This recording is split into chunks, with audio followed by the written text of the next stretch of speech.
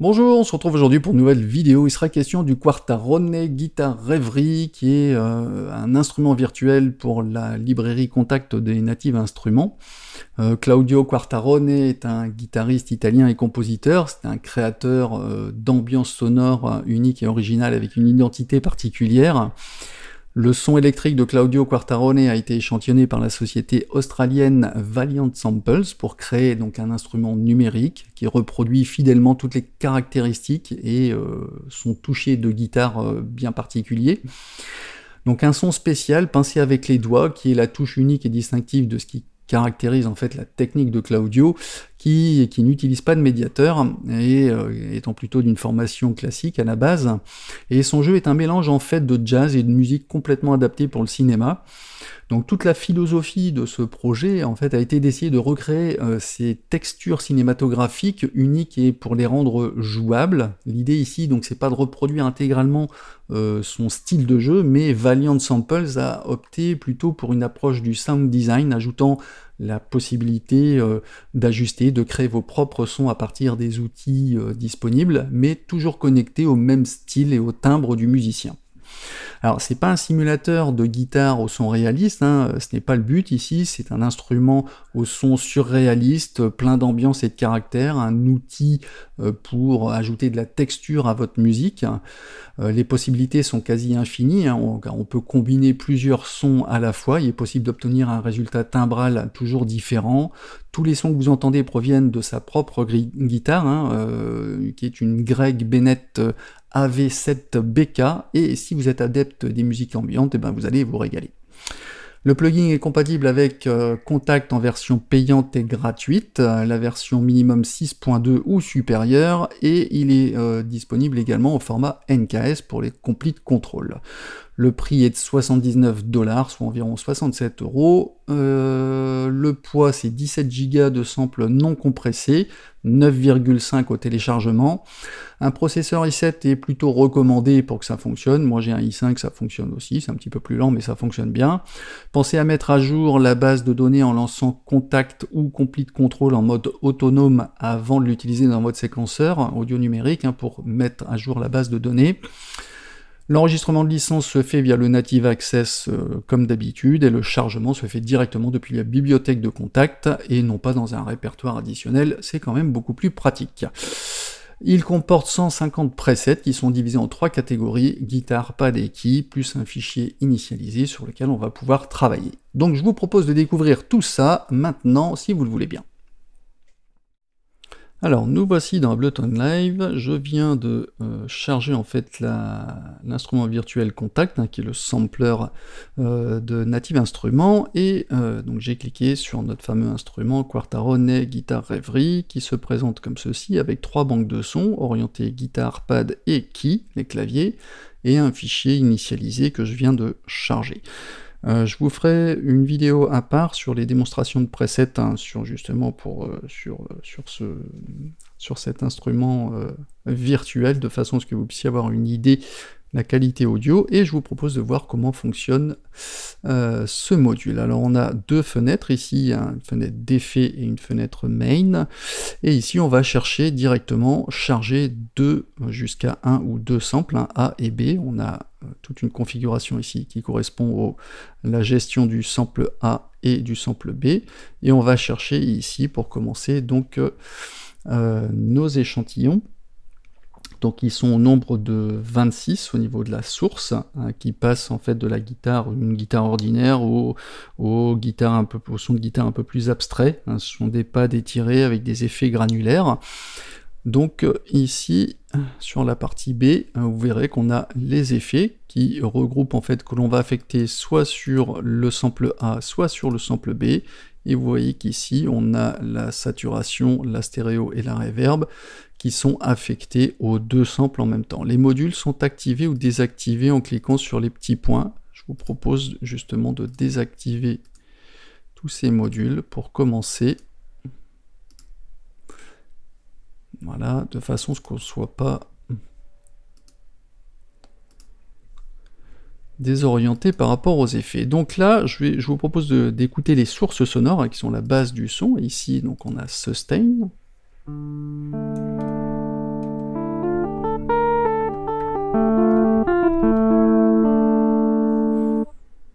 Bien évidemment, on peut faire du layering, superposer deux sources sonores. Pour l'instant, je vous fais juste découvrir rapidement.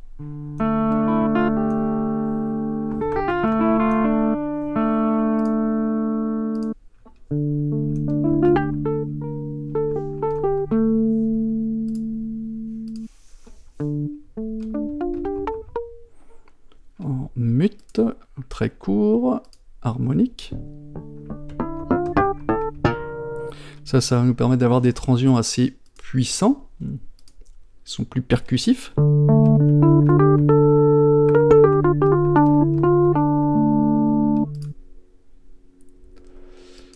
Trémolo, quand vous avez MW, ça veut dire qu'ils sont assignés, il y a un effet qui est assigné à la mod wheel, à la molette de modulation.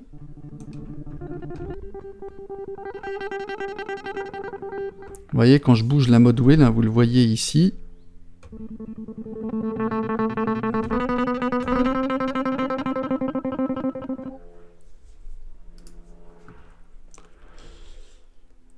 Des sons en renversé, inversé.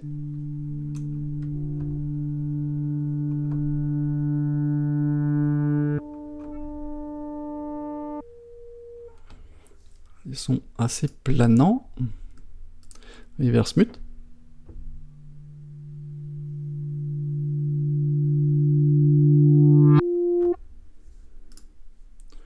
Et plus court.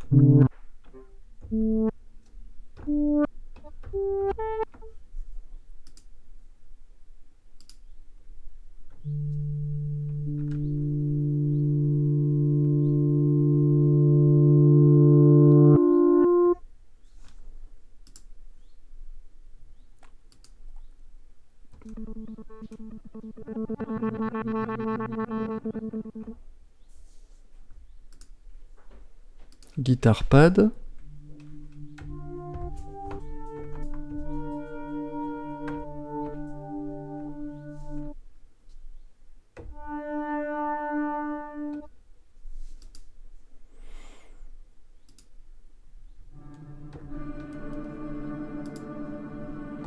J'avais raté le 2.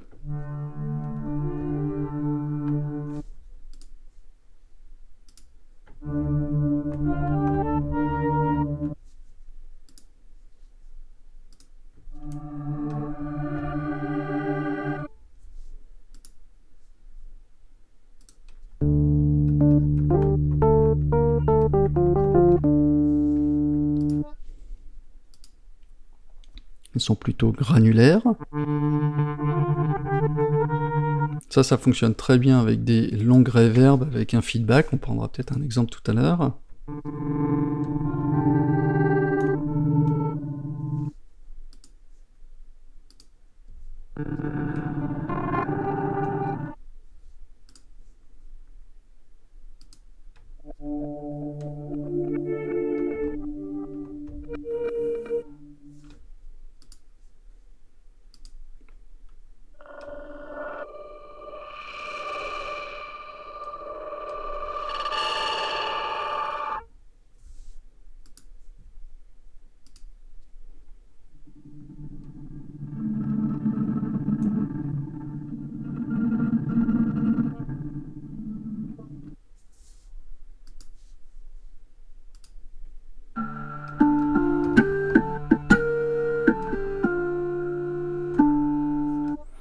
Alors, donc on va choisir le premier. Et on va l'additionner à un autre, peut-être harmonique. On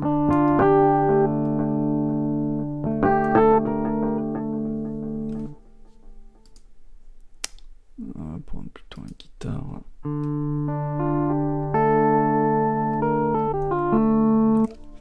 Alors là, je pense qu'il doit avoir sur les parties B. Voilà, le B, le delay était activé. Faire attention aussi, Parfois vous entendez un effet, vous vous dites bah, c'est bizarre, il est désactivé, c'est parce qu'il faut vérifier, les réglages sont différents sur le A et le B. Donc là normalement on doit avoir quelque chose de neutre. Ok, c'est ce que je cherchais. Alors, en dessous, vous avez ici la possibilité de gérer la panoramique gauche-droit. Alors, je peux le charger, mais je peux le désactiver pour en écouter qu'un seul.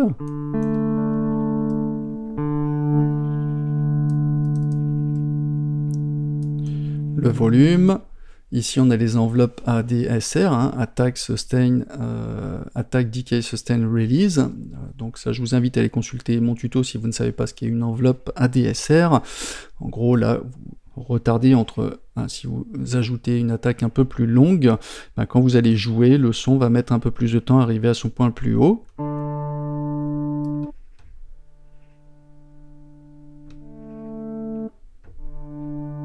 Et là, il arrive tout de suite. Ok. Vous avez au milieu en fait deux curseurs ici, pédale et release. Alors ici, ces paramètres en fait vous permettent d'ajouter du bruit naturel lorsque l'on joue avec les notes, comme si on jouait en vrai. Le paramètre pédale, lui, va gérer les bruits de glissement de corde et d'amortissement.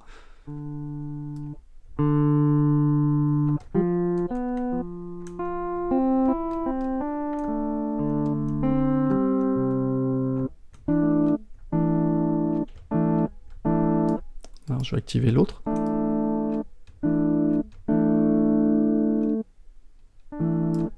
Et le release, lui, il va ajouter des bruits de doigts en fait lorsqu'on relâche les notes du clavier. Vous voyez, là je joue une note. Quand je la lâche, on a un petit bruit en fait de frottement de doigts, alors que si je mets le volume à 0 de l'effet, je ne l'ai pas. Ça rend le son plus naturel.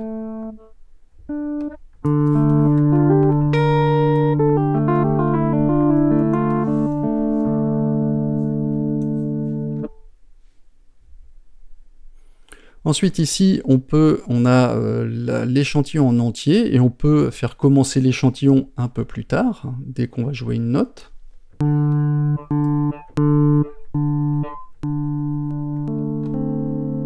On choisit la position du début de la lecture de l'échantillon.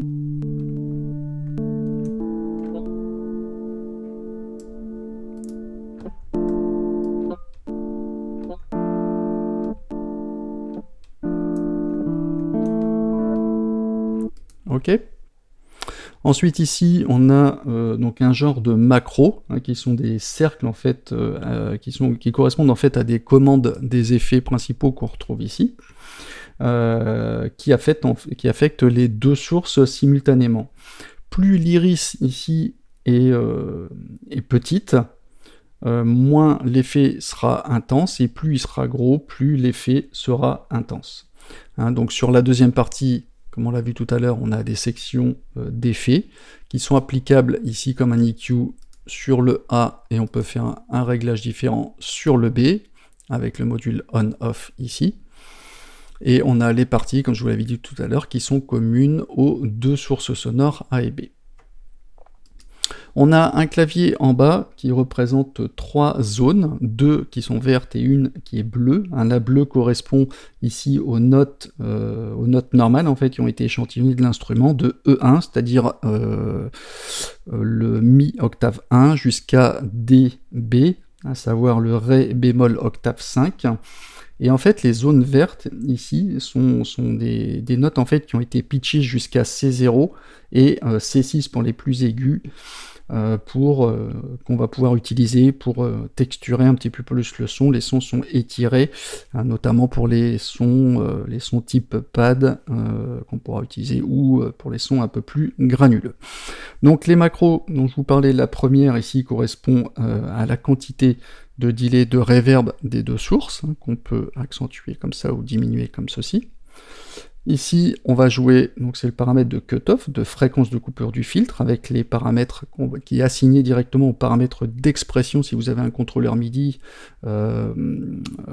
qui correspond en fait au paramètre, au programme change, le CC dièse 11, hein, pour ceux qui maîtrisent un peu plus, ceux qui ont un peu plus de notions MIDI.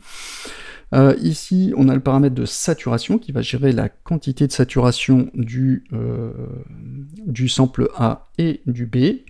Ici, on va jouer sur la largeur du champ stéréophonique, et ici sur le trémolo, c'est-à-dire qu'il va gérer la modulation du LFO pour les deux sources. Ok. Alors maintenant, on va se rendre sur la section effets.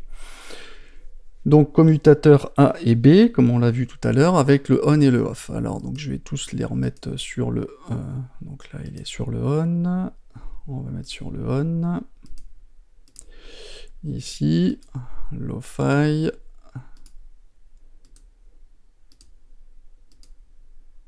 du chorus, du delay, trémolo, voilà.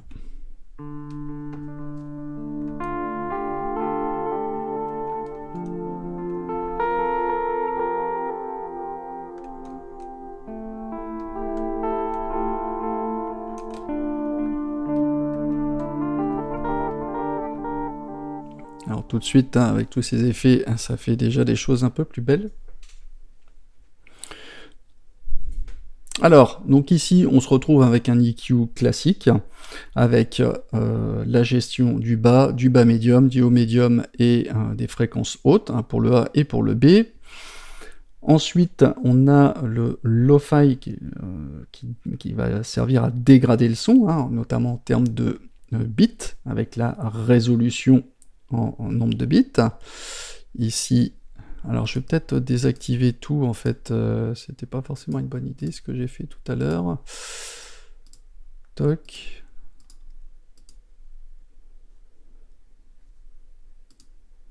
Parce que sinon vous n'allez pas entendre...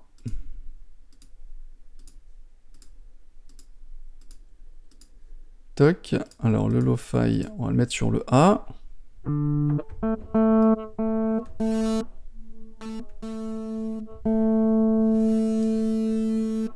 Ok, tout de suite le son est vraiment sali, et le S-rate, qui est le sample rate, qui va lui baisser le taux d'échantillonnage.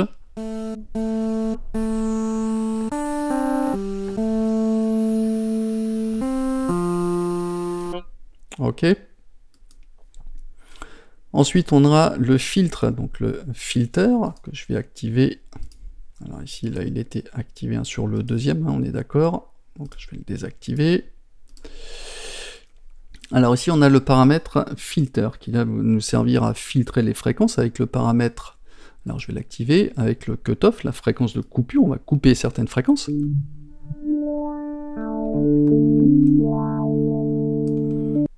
Et la résonance va amplifier les fréquences autour de la fréquence de coupure, ce qui aura tendance à faire siffler un peu les fréquences.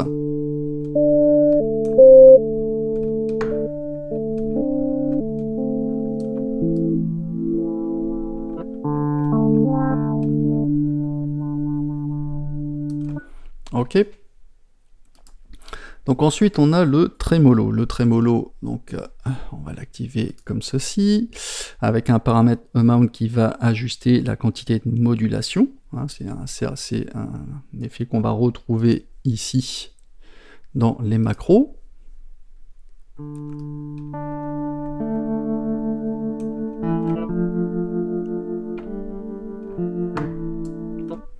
Et le speed, lui, va jouer sur la vitesse du trémolo.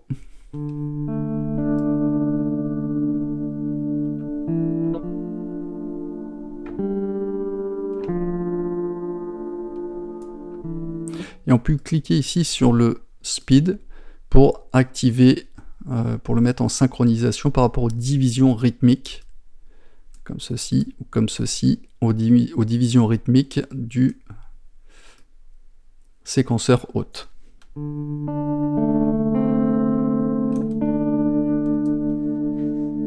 Par rapport à votre tempo ici de 120 par défaut. Ok. Ensuite, on a Lamp, qui est un simulateur d'ampli pour sortir un son avec des effets de distorsion. Donc on a ici un clic sur mono pour simuler un effet mono. Ici, un peu plus brillant. Et ici, un peu plus crunch pour ajouter plus de distorsion. Alors bien évidemment, ça marche mieux quand je l'active. Alors on va sélectionner ici.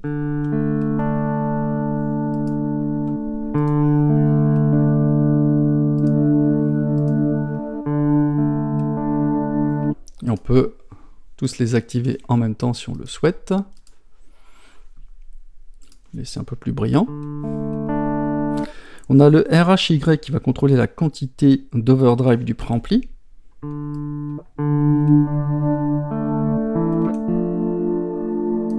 On a un EQ basse, médium, tremble. On a press pour présence qui va augmenter la réponse des fréquences des médiums supérieurs.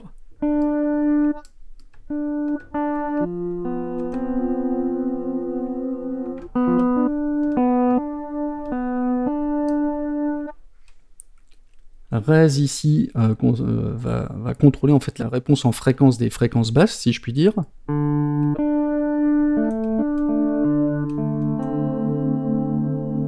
Et le gain ici va gérer en fait le volume principal de l'ampli.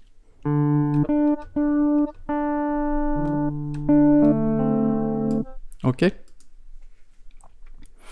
Ensuite, on a le paramètre chorus.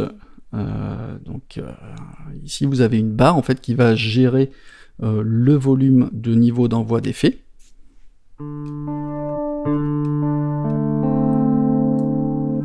On a les paramètres depth qui vont gérer la profondeur, c'est-à-dire il va gérer la quantité de LFO qui est appliquée au signal.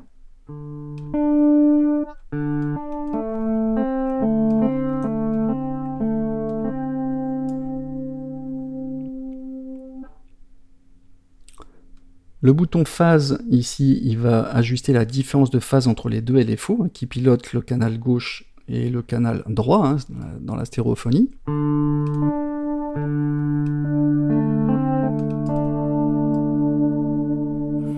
Et avec le bouton speed, on va gérer la vitesse du LFO qui module le signal.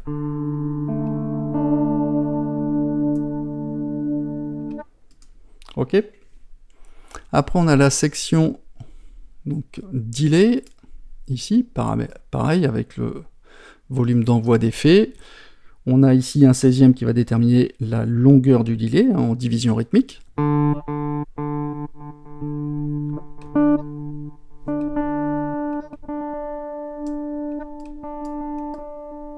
On choisit directement ici.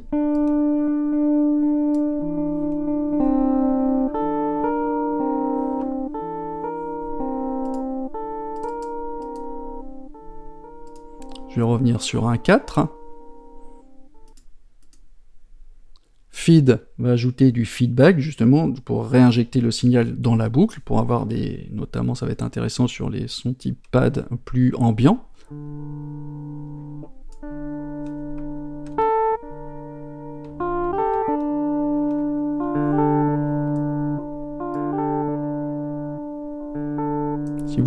Si vous en sortez plus, vous éteignez, vous rallumez, ça va couper le signal. Ok.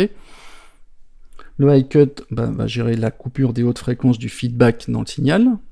Et SAT va ajouter en fait une saturation type tube dans le delay.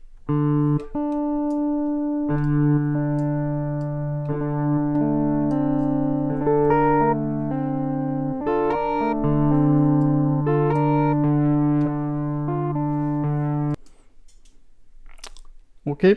Et on va se retrouver ici avec les trois derniers effets qui sont groupés, c'est-à-dire commun au A et B, avec le Saturate avec le bouton on et off, toujours pareil, et le amount qui va déterminer la quantité de saturation qui étend, compresse et déforme le signal.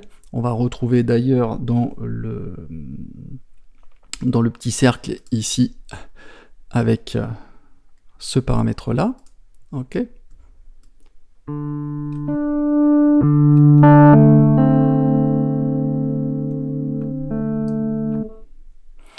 Ensuite, on a le stéréo qui, lui, va étendre la largeur stéréophonique, qu'on retrouve également avec ce paramètre ici, cette macro. Surtout quand je l'active, c'est mieux. De mono à très large.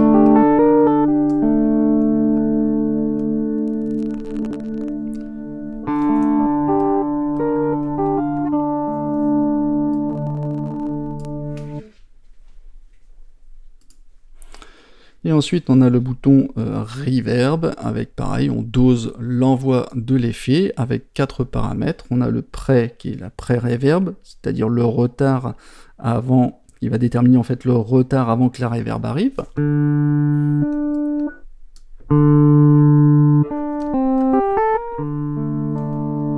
Ça peut laisser passer par exemple les transients, ou un son qui est assez percussif, et de faire arriver la reverb juste après.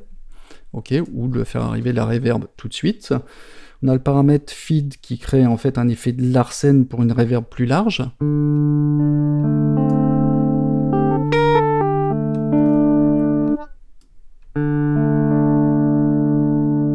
Alors encore une fois, je me fais toujours attraper.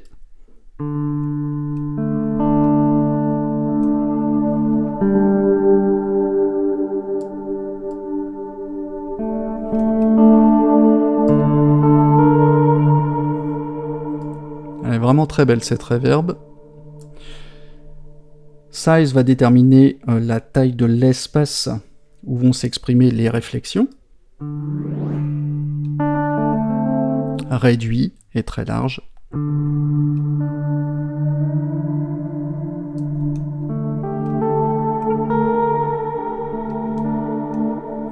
on est vraiment dans les sons ambiants, et E-Mount va gérer la quantité de diffusion du signal avec un effet plus ou moins fort.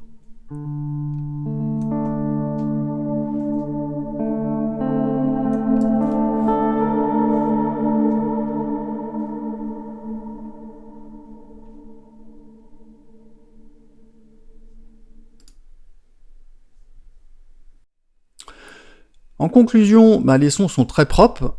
Si vous êtes fan des sons type ambiant, vous allez vous régaler. Les sons sont très texturés.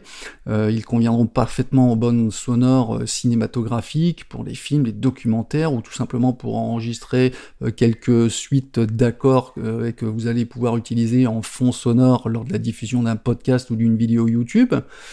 La qualité audio est au rendez-vous, par contre elle a un prix, pas au niveau financier mais au niveau des ressources CPU du processeur, car les samples nécessitent des ressources système et CPU et RAM assez élevées pour fonctionner correctement. Donc je vous ferai une petite démonstration des presets, histoire de vous faire une idée de la qualité audio et des diverses sonorités que propose cet instrument pour Kontakt. Sur ce, prenez bien soin de vous, de vos proches et de vos anciens, et je vous dis à bientôt pour de nouveaux tutos. Ciao ciao!